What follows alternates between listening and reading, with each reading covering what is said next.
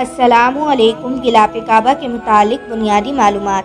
خانہ کعبہ کے غلاف کو قصوہ کہا جاتا ہے۔ اسلامی آرٹ کے شاہکار ریشمی غلاف کعبہ کو قرآنی آیات کی خوبصورت خطاطی سے سجایا جاتا ہے۔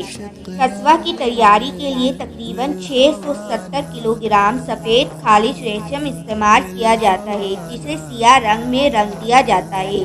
غلاف کعبہ پر آیات کی کڑھائی کے لیے تقریباً 150 کلو گرام سونا اور چاندی استعمال کی جاتی ہے، جبکہ اس کی تیاری پر 2 کروڑ ریال سے زیادہ لاگت آتی ہے۔ قصوہ کو 3 حصوں میں بنایا جاتا ہے، جس میں پہلا حصہ ستار کہلاتا ہے، جو خانہ کعبہ کے دروازے کے پردے کے طور پر استعمال ہوتا ہے۔ دوسرا حصہ خانہ کعبہ کے اندر آویز کیا جاتا ہے اور تیسرا حصہ پورے خانہ کعبہ کے گرد لگایا جاتا ہے۔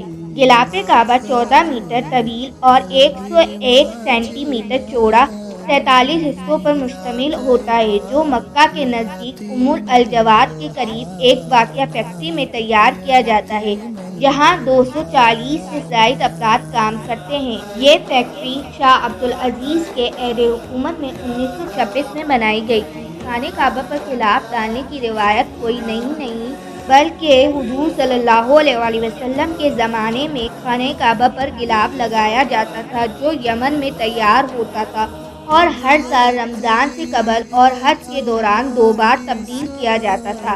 بعد ازاں خلفائے راشدین کے عہد میں قصوہ یا غلاف کعبہ تبدیل کرنا باقاعدہ طور پر ریاست کی ذمہ داری قرار دے دی گئی تھی۔